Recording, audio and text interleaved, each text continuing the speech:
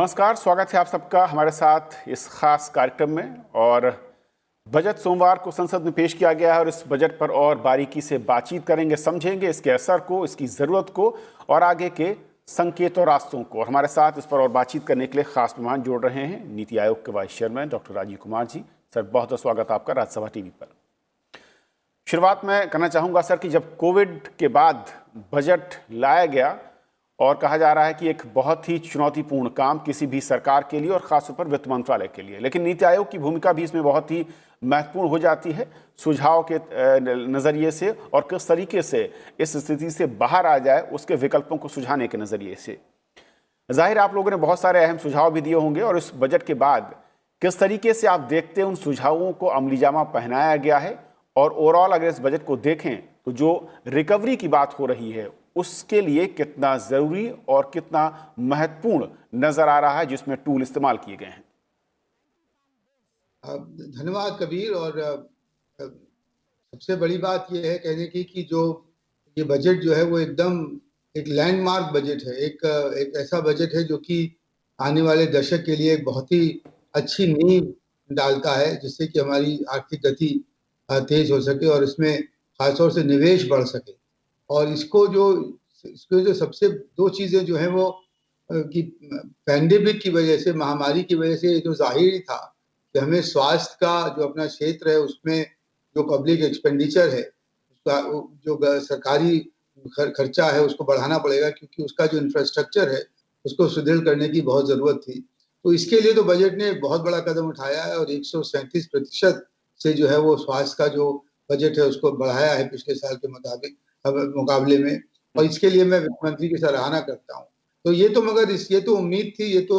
एक तरह से मजबूरी कह लीजिए, मगर जो उससे बहुत बड़ा काम किया है वो ये है कि सरकार ने एक रुकी हुई अर्थव्यवस्था को आगे बढ़ाने के लिए, अगर एक जिसे कहा जाए एंड स्टैंड स्टिल पे जो थी उसको आगे बढ़ाने के लिए अपनी जिम्मेवारी पहचानी है, और उसके लिए जो इंफ्रास्ट्रक्चर इन्वेस्टमेंट है, जो पब्लिक कैपिटल एक्सपेंडिचर जिसे कहते हैं, वो 5.5 लाख करोड़ कर दिया है 4 लाख करोड़ के मुकाबले पिछले साल में। और ये 34% का जो उछाल है इसमें, उसकी वजह से क्या होगा कि जो हमारे निजी निवेशक हैं उनको ये ढांढस बंधेगा, उनको ये कॉन्फिडेंस आएगा कि अब तो सरकार इस रास्ते पे चल पड़ी है और हम लोग इसमें भी जुड़ें। क्योंकि जब हम इंफ्रास्ट्रक्चर में निवेश करते हैं तो उसके कोई बहुत सारे मल्टीप्लायर इफेक्ट्स होते हैं, बाकी क्षेत्रों में उसका बड़ा अच्छा जो है वो उसका बड़ा अच्छा असर होता है और उसमें निवेश आता है। तो ये जो बड़ा कदम उठाया है इंफ्रास्ट्रक्चर पर,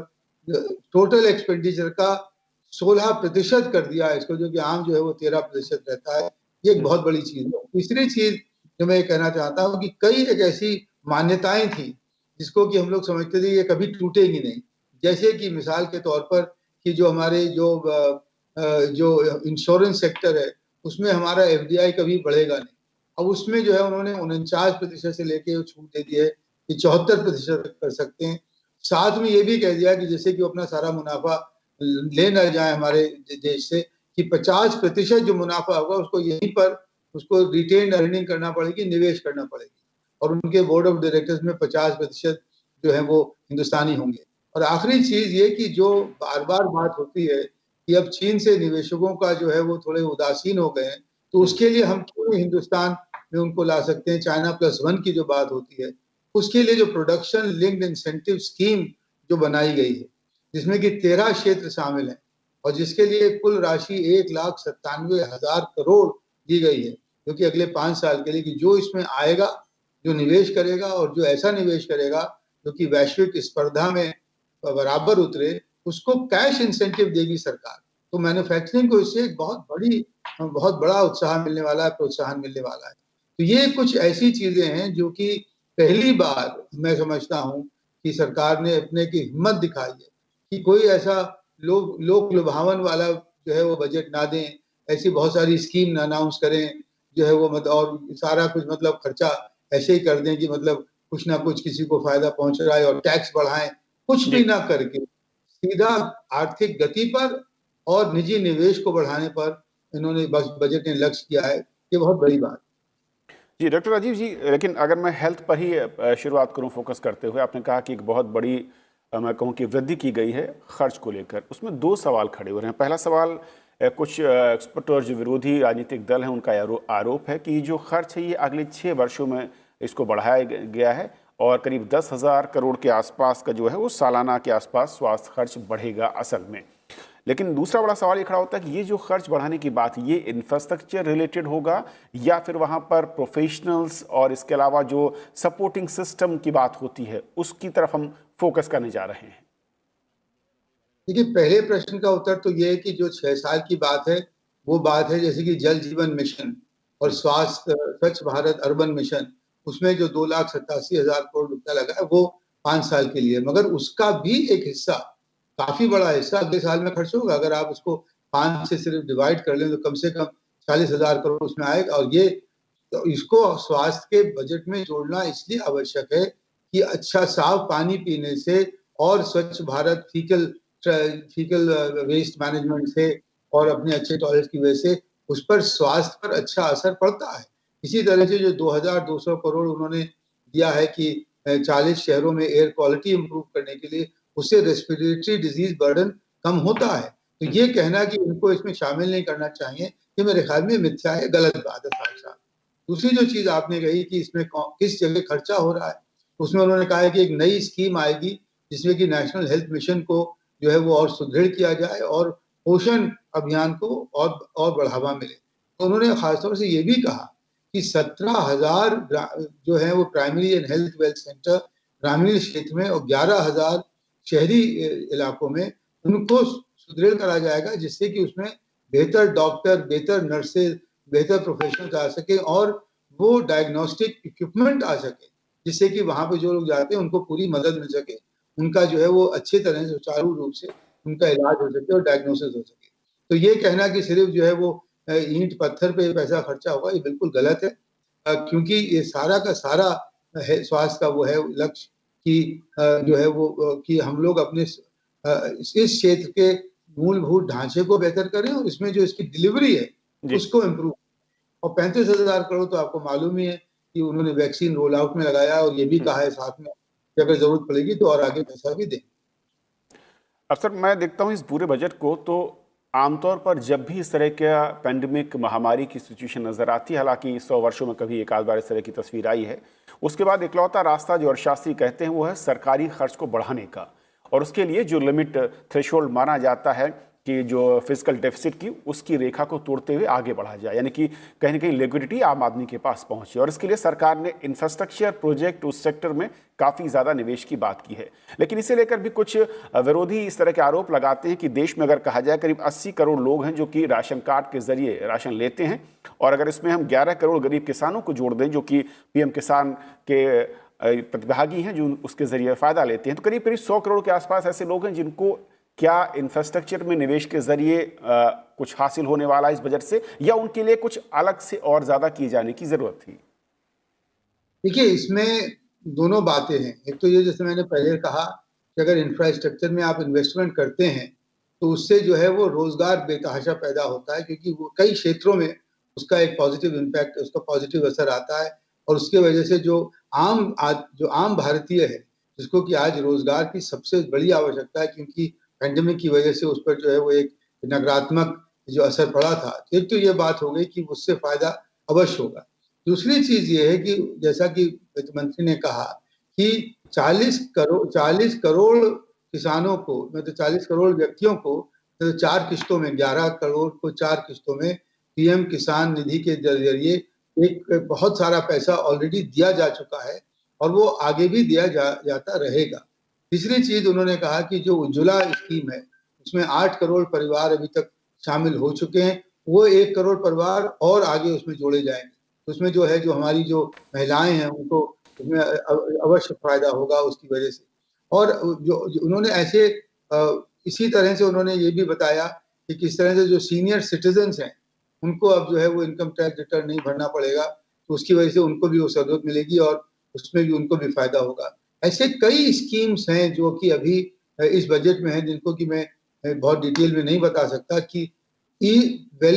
ईज ऑफ लिविंग को बेहतर करने के लिए, आम आदमी की जिंदगी को और सुलझाने के लिए जो है वो, जैसे कि एक और बताऊं आपको, मनरेगा में पिछले साल 40,000 करोड़ था और इस बार उन्होंने 60,000 करोड़ लगाया है। तो उसमें जो व्यक्ति हैं जो ग्रामीण क्षेत्र में रहते हैं उनको नौकरी मिलने की संभावनाएं ज्यादा बढ़ जाएंगी। तो मैं इस बात को बिल्कुल गलत मानता हूँ कि इसमें जो गरीब व्यक्ति हैं उनके लिए कुछ नहीं किया गया। बिल्कुल अवश्य किया गया। और ये जो वन नेशन वन कार्ड की जो बात है, जो कि अब 18 राज्यों ने तो मान लिया और सारे 32 राज्य अब इसको मानने के लिए इस पे काम कर रहे हैं। उससे जो माइग्रेंट लेबर है उसको बहुत फायदा हो जाएगा, क्योंकि उसको भी और उसके परिवार को दोनों को राशन जो है वो मिलता रहेगा, जो अभी तक नहीं मिलता था। मेरे ख्याल में ये बात बिल्कुल ही गलत है कि इस बजट में आम व्यक्ति के लिए कुछ भी नहीं। टेक्सटाइल सेक्टर को लेकर पहले भी मुझे पता है कि कई सारे कंसल्टेशन पेपर जब जारी किए गए उसमें इसका खास जिक्र था और कहा गया कि बहुत ज़्यादा पोटेंशियल है। तो कैसे आप देखते हैं राजीव सर कि जो अब टेक्सटाइल पार्क की बात हो रही है और वैल्यू एडिशन के बाद उससे एक्सपोर्ट के लिए हम बेहतर करना चाहते हैं, जो लक्ष्य रखा गया अगले 3 वर्षों में, और इससे किस तरीके से न सिर्फ एक्सपोर्ट की बात करें टेक्सटाइल सेक्टर में जिसकी हमारे पास पोटेंशियल दिखता है और बहुत सारा कंपटीशन है उस तरीके से छोटे देशों का, और दूसरा ये भी कुछ एक्सपर्ट कहते हैं कि रोजगार के नजरिए से भी ये सेक्टर काफी ज्यादा पोटेंशियल लगता है। देखिए, बिल्कुल ठीक बात है। टेक्सटाइल वो एक सेक्टर है जहां पर अभी भी रोबोटाइजेशन की मात्रा की जो बढ़त है वो जरा सी रिलेटिवली कम है, खासतौर से कपड़ा बनाने में, गारमेंट्स में, क्योंकि वहां पर जो वो प्रोसेस है उसमें रोबोटाइजेशन काफी मुश्किल होता है। बाकी उद्योग जगत में तो ये हालत हो गई है कि नौकरियां कम से कमतर बढ़ती हैं। इस क्षेत्र में अभी ये हुआ कि भारतवर्ष एक बड़ा अच्छा, बहुत अग्रणीय निर्यात का देश था, मगर अभी कुछ छोटे छोटे देश, बांग्लादेश और वियतनाम वगैरह, हमसे आगे निकल गए हैं, खासतौर से गारमेंट एक्सपोर्ट्स पर। तो इसके लिए जो 2 अनाउंसमेंट हुए हैं, एक तो ये कि जो हमारा इसका जो इनपुट है, पहले हम लोगों ने पॉलिस्टर फाइबर पर अपनी एडिशनल कस्टम ड्यूटी हटा दी थी, जिससे कि जो मतलब कच्चा माल जो कि चाहिए कपड़ा बनाने वालों को मैन मेड फाइबर में, उसके दाम कम हो। इस बार उन्होंने नायलॉन पे ये काम किया है कि उससे जो मतलब मैन मेड फाइबर वो 80% है वैश्विक बाजार का, वैश्विक गारमेंट बाजार का वो 80% होता है। उसमें हमारा जो पार्टिसिपेशन है वो बहुत कम है, वो बहुत ही मिनिमल है। एक तो काम ये हुआ कि उसके जो है वो कॉस्ट कम की जाए। दूसरी चीज ये हुई कि जो 7 उन्होंने कहा है कि मेजर इंटीग्रेटेड पार्क्स बनाए जाएंगे। उन पार्क्स में जो है वो एक बना हुआ है आंध्र प्रदेश में, बेनेडिक्स वहां पे है, वहां से बहुत अच्छा निर्यात होता है, क्योंकि वहां पर उन पार्क में सारी वो सहूलियतें दी जाएंगी अब निर्यात के घरों को, जो कि उनको जरूरत है। जैसे कहते हैं, उन्होंने कहा कि प्लग एंड प्ले, तो मतलब वहां पे जो जरूरत है उन बिल्डिंग्स का, एनर्जी का, इलेक्ट्रिसिटी का, सड़कों का, उनके माल आने का सारा कुछ इंतजाम मुहैया किया जाएगा, जिससे कि जो भी निर्यात करना चाहता है या जो देश के लिए बनाना चाहता है वो जाए और वहां पर अपना निवेश करे और बहुत ही जल्दी अपने काम को, अपने उद्योग को, अपनी बिजनेस को, कारोबार को शुरू कर सके। इससे मुझे लगता है कि टेक्सटाइल क्षेत्र में जो हम थोड़ा सा पिछड़ गए थे वो हम फिर से आगे बढ़ेंगे और उससे रोजगार की मात्रा बहुत ज्यादा बढ़ेगी, क्योंकि जैसे मैंने पहले भी कहा, गारमेंट सेक्टर में अभी भी लेबर इंटेंसिटी बहुत ज्यादा है और उसकी वजह से हमें रोजगार का फायदा होगा। एक सेक्टर एमएसएमई को लेकर काफ़ी ज़्यादा फोकस रहा है, चाहे मैं नीति आयोग के तमाम जो पेपर्स को देखता हूं या फिर सरकार की ओर से पिछले 3 वर्षों के अनाउंसमेंट्स को देखें, लेकिन यहाँ पर उसकी परिभाषा को बदला गया है। जो ब्रैकेट था उसकी सीमा को ऊपर किया गया है ताकि ज़्यादा उसके दायरे में आ जाएं, बिना कोलेट्रल के जो है उनको लोन की बात कही गई है। लेकिन इसके बावजूद जो चैलेंजेस हैं ज़मीन पर, उन योजनाओं को उस सही तरीके से एमएसएमई के जो ओनर्स हैं उनको फ़ायदा मिले, उस दिशा में आप कैसे देखते हैं कि ये प्रयास सार्थक होंगे? और अगर अभी भी आपको लगता है कि कोई लूप होल्स हैं, वो प्रैक्टिकल लेवल पर कैसे सुधरेंगे? इसमें जो बड़ी सबसे मोटी बात यह है कि इस बजट में एमएसएमईज के लिए जो आवंटन है वो दुगने से ज्यादा किया गया है पिछले बजट के मुकाबले। 18,700 करोड़ कुछ किया गया इस बार, जो पहले कभी नहीं था। और इसके जो मुझे उम्मीद है कि इस राशि को इस्तेमाल किया जाएगा कि जो हमारी छोटी और मध्यम इकाइयां हैं इनको बेहतर टेक्नोलॉजी, बेहतर मार्केट इंफॉर्मेशन और बेहतर क्रेडिट मिलने के लिए इस्तेमाल किया जाएगा। तो ये इससे एक बड़ा फायदा ऑलरेडी हो जाएगा। दूसरी चीज ये है कि जो हमारे आपने देखा होगा कि जो हमारी पेंडेमिक के दिनों में सरकार ने कहा था कि जो बैंक इन लोगों को ऋण देंगे उसका 10% पहले 10% का नुकसान अगर होता है तो सरकार सरकार उसका भार उठाएगी। इसकी वजह से काफी 1.5 लाख करोड़ ऋण जाके दिया भी जा चुका है। तीसरी चीज ये है कि जैसा आपने कहा क्योंकि इन इकाइयों की परिभाषा बदल गई है तो इसलिए अब इसमें बड़ी इकाइयां आ सकती हैं जो कि हमारी जो प्रोडक्शन नेटवर्क है, रीजनल प्रोडक्शन नेटवर्क है, जो कि मतलब जॉइंट वेंचर्स कुछ और देश के लोग लगाना चाहते हैं, उनमें वो शामिल हो सकते हैं। आखिरी चीज जो है उसमें यह है कि लेबर रिफॉर्म जो हुए हैं हमारे यहाँ, जो ऑलरेडी हो गए हैं, तो इस बजट में जो है उसका जिक्र भी नहीं हुआ क्योंकि वो ऑलरेडी जुलाई अगस्त में उनको घोषित कर दिया गया था। उसकी वजह से इनकी जो फ्लेक्सिबिलिटी है, जो सीजनल लेबर की फ्लेक्सिबिलिटी होती है, जो कि चाहते हैं कि लेबर का ऊंचा नीचा होता रहे जैसे कि उनको ऑर्डर्स मिलते हैं उसके हिसाब से, वो बहुत मुहैया हो जाएगी। और एक और आखिरी चीज की आपने सुना होगा पहले और वो चीज अभी भी जारी है कि जो लोग एडिशनल एम्प्लॉयमेंट लगाते हैं इन इकाइयों में उसका ईपीएफओ का कंट्रीब्यूशन सरकार खुद दे देगी। वो कम से कम 12% होता है, तो एक बड़ी उसमें एक राहत है कि उनको कम उनका जो है वो उनकी जो सैलरी है उस पर उनका खर्चा कम हो जाएगा। तो हम लोग इस बात के लिए और सरकार बहुत ही चेतन है कि एमएसएमईज का बहुत बड़ा योगदान है रोजगार में भी और निर्यात में भी, और इनको सुदृढ़ करना और इनको जो है वो डायनेमिक बनाना, इसके लिए ना सिर्फ ये बजट मगर पिछले 9 महीने में जो कुछ नीतियां अनाउंस हुई हैं उससे बड़ा फायदा होगा। कई चीजें हैं, अब जैसे कि रेगुलेटरी बर्डन की बात है, कंप्लायंस बर्डन की बात है। अब ये कहा गया है कि पहले आप अगर 1 करोड़ तक का आपकी रेवेन्यू थी तो आपको टैक्स ऑडिट नहीं कराना पड़ता था, अब उसको 5 करोड़ कर दिया गया है। अब इसमें देखिए सारा का सारा फायदा इन एमएसएमईज को ही आए कि उनको कोई भी इनकम टैक्स का जो इस तरह से हैरेसमेंट नहीं होगा। फेसलेस असेसमेंट की जो बात है, अगर आपका डेविएशन 50 लाख से कम है जो आपने बताया और जो टैक्स ऑफिसर ने बताया, तो इसमें सिर्फ आपके 3 साल तक के ही बही खाते खोलेंगे, पहले 10 साल तक के खुलते। ऐसी ये चीजें हैं तो लगती तो छोटी हैं, पर इन सब का जो क्यूमुलेटिव असर है वो बहुत ज्यादा अच्छा पड़ेगा, पॉजिटिव। जो निवेशक है उसका कॉन्फिडेंस, उसका विश्वास बढ़ाने के लिए। लेकिन सर, टैक्स को लेकर कहें, टैक्स पेयर की संख्या ज़रूर बढ़ी है, पिछले 5 सालों में करीब दोगुने के आसपास इनकी संख्या पहुंची है। लेकिन जिस तरीके से भारत में ज़रूरत है और ऐसा बार बार माना गया है कि टैक्स इस बेस को बढ़ाया जाए ताकि ज़्यादा से ज़्यादा लोग टैक्स पे कर पाएं, लेकिन सरकार के इस बार के बजट में जो प्रयास हुए हैं उससे ऐसा लग रहा है कि सरकार खुश नज़र आ रही है। जितने लोग टैक्स पे कर रहे हैं उसके साइकिल को, जैसे आपने कहा कि 5 साल के बजाय 3 साल तक ही रीओपनिंग की बात हो रही है, तो क्या हम उसकी तरफ नहीं बढ़ना चाह रहे थे इस बार, या अभी उपयुक्त समय नहीं है? देखिए आपने बड़ा अच्छा सवाल पूछा है। जो करदाताओं की संख्या बढ़ाना ये हमारा सदैव लक्ष्य रहेगा, क्योंकि जब वो संख्या बढ़ेगी तभी जो कर की जो रेट है, टैक्स रेट है, वो हम लोग कम कर पाएंगे। और ये हम लोग सब चाहते हैं कि ऐसा हो, क्योंकि उसी की वजह से फिर सेविंग्स बढ़ती हैं और फिर निवेश बढ़ता है। मगर वो उसको बढ़ाने के लिए जो सबसे बड़ा एक जो रोल है वो है कितना टैक्स सिंप्लीफिकेशन आप कर सकते हैं, उसका रैशनलाइजेशन कितना कर सकते हैं। आप जो टैक्स पेयर है उसका हैरेसमेंट कम से कम कैसे कर सके, इसके लिए पिछले 3 साल से सरकार ने लगातार काम किया है। जो इस बजट में जो उन्होंने कहा इस बार कि जो वो आपका जो टैक्स रिटर्न है उसमें अब ऑटोमेटिकली आपके जो बैंकों का इंटरेस्ट इनकम है और जो आपकी सैलरी इनकम है वगैरह वो अपने आप ही भरी हुई आपको मिलेगी। जो प्रोफाइल है वो आपका भरा हुआ मिलेगा, तो आपको कोई उसमें दिक्कत नहीं होगी। तो ये टैक्स के रिटर्न को सिंप्लीफाई करना और करदाताओं के लिए एक तरह से उनका कन्वीनियंस करना, इससे टैक्स की